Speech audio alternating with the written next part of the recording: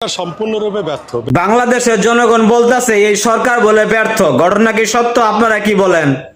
এই সরকার সম্পূর্ণরূপে ব্যর্থ হওয়ার কারণটা হলো ভারতের যে আধিপত্যবাদ, সেই আধিপত্যবাদ এই সরকারের উপরে নিমজ্জিত হয়ে আছে এবং আমাদের যে মাননীয় প্রাইম মিনিস্টার তারেক জিয়া, এর আশেপাশে যেগুলো আছে সেগুলো সবই ভারতের দালাল। এরা ভারতের শিলংয়ে কেউ অপেক্ষা করে আশ্রয় প্রশ্রয় ছিল, ভারতের লালিত পালিত রায় এখন এই দেশ পরিচালনা করতেছে। এই জন্য এই দেশ ব্যর্থ এবং ভবিষ্যতে আরো ব্যর্থ হবে। শোনেন, এটা হলো 1991 সালে যে এরশাদের পতনের পরে বিএনপি ক্ষমতায় গিয়েছিল এবং জামাত ইসলামের সাপোর্ট নেই তারা সরকার গঠন করেছিল। এই সরকার গঠন করে তারা ছাত্র শিবিরের 56 জন নেতাকে তারা হত্যা করেছিল। এদের এই দলটার পূর্বসূরীরাও মুনাফিক ছিল, মুনাফিক এবং এদের মুনাফিকের উপরেই এদের ভিত্তি স্থাপিত হয়ে আছে। এদের কাজই হলো এটা, এরাও সেই নাৎসিবাদের মতো শেখ হাসিনার পতিত শাসকের মতোই এরা ফিরে আসতেছে। সম্পূর্ণরূপে ব্যর্থ। বাংলাদেশের জনগণ বলতেছে এই সরকার বলে ব্যর্থ, ঘটনা কি সত্য? আপনারা কি বলেন?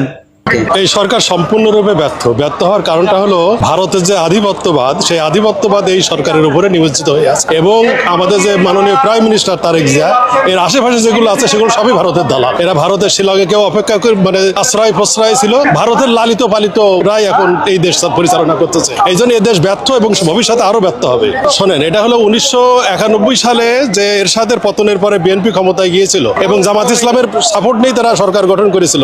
এই সরকার গঠন করে তারা ছাত্র শিবিরের 56 জন নেতাকে তারা হত্যা করেছিল। এদের এই দলটার পূর্বসূরীরাও মুনাফিক ছিল, মুনাফিক এবং এদের মুনাফিকের উপরেই এদের ভিত্তি স্থাপিত হয়ে আছে। এদের কাজই হলো এটা, এরাও সেই নাৎসিবাদের মতো শেখ হাসিনার পতিত শাসকের মতোই এরা ফিরে আসতেছে।